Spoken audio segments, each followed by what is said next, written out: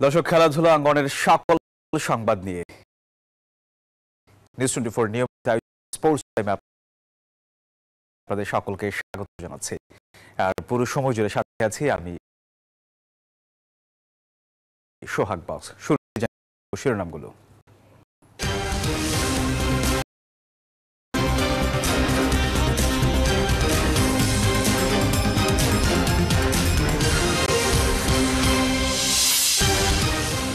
BPL শেষ করে champions ট্রফির অনুশীলনে টাইগাররা প্রস্তুতি নিয়ে সন্তুষ্ট নন। হেড কোচ ফিল সিমন্স এখনো দলের সাথে যোগ দেননি, শান্ত।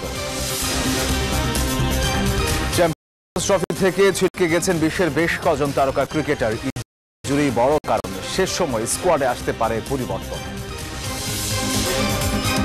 এবং উয়েফা চ্যাম্পিয়ন্স লিগের প্লে অফের লড়াই শুরু আজ। প্রথম লেগের হাই ভোল্টেজ ম্যাচে রিয়াল মাদ্রিদের বিপক্ষে লড়বে ম্যানচেস্টার সিটি।